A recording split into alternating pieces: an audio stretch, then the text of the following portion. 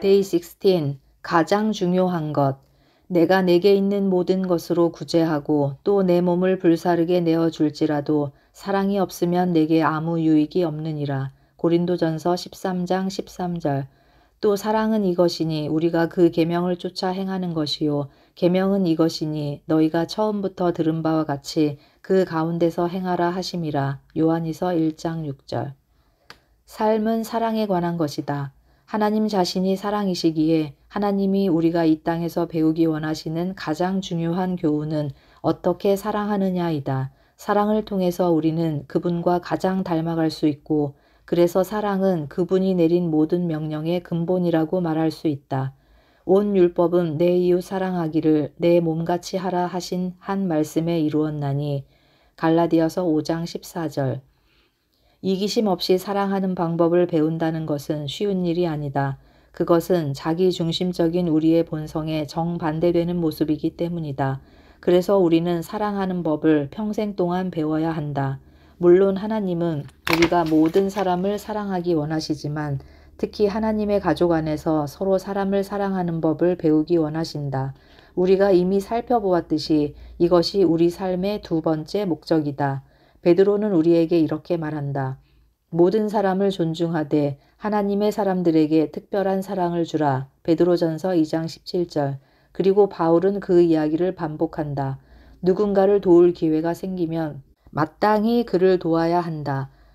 그러나 하나님 가족에 속한 믿는 자들에게 특별한 관심을 두어야 한다. 갈라디아서 6장 10절.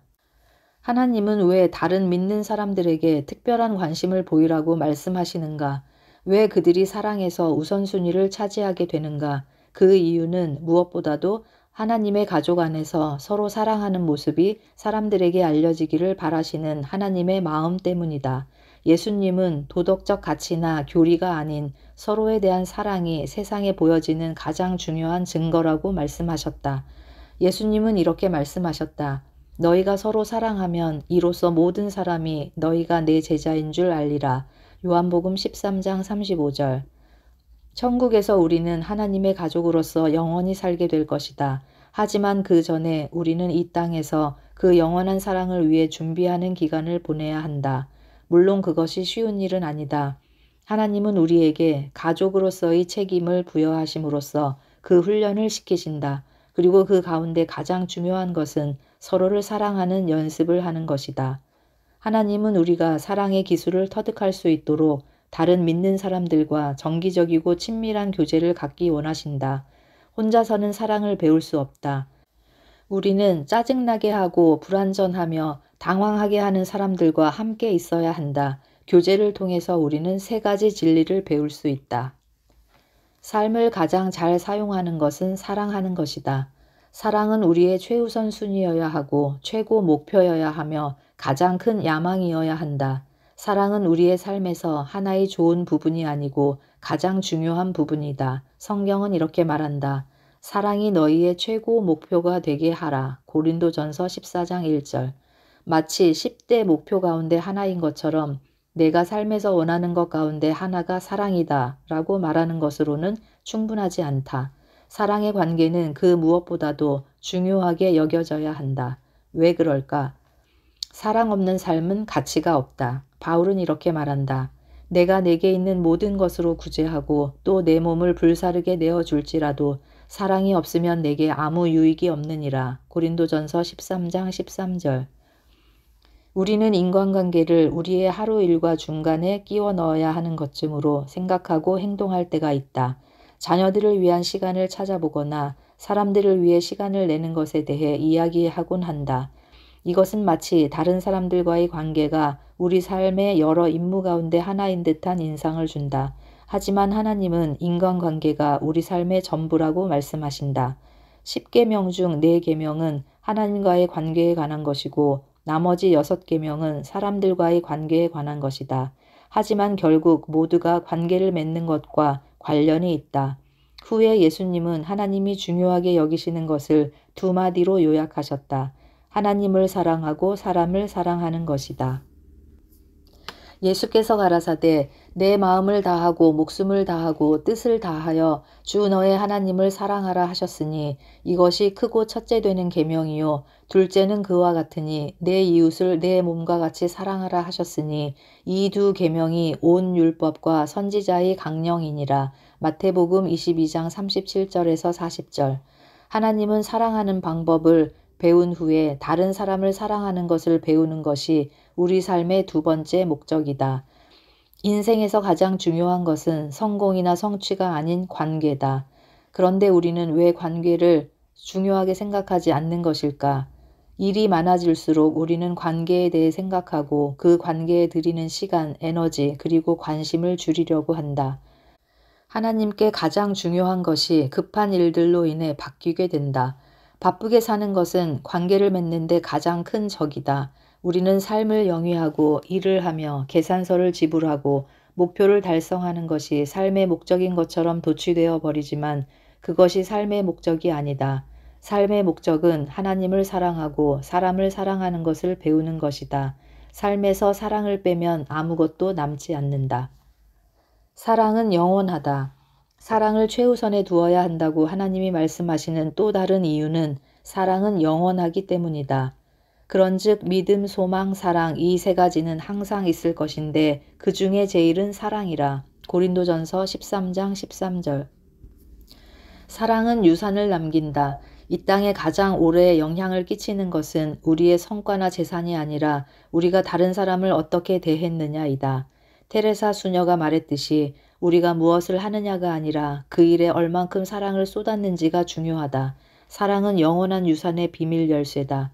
나는 많은 사람들의 임종 순간에 그들을 곁에서 지켜보았다. 그들이 영생의 삶으로 막 들어서려던 순간 단 한 사람도 내 졸업장을 가져와 다시 한번 그 졸업장을 보고 싶어 내가 받은 상, 메달 그리고 금시계를 보여줘 라고 말하는 것을 본 적이 없다.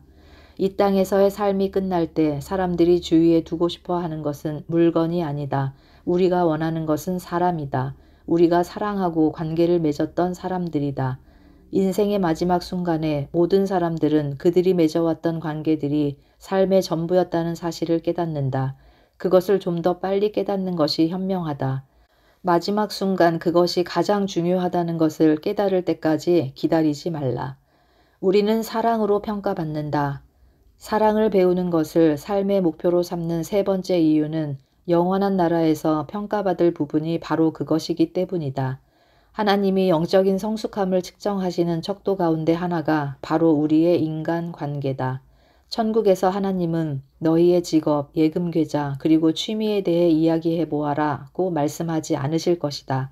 대신 우리가 다른 사람들을 어떻게 대했는지, 특히 도움을 필요로 하는 사람들에게 어떻게 했는지를 보실 것이다. 마태복음 25장 34절에서 46절. 예수님은 당신을 사랑하는 방법은 하나님의 가족을 사랑하고 그들의 현실적인 필요들을 돌아보는 것이라고 말씀하셨다.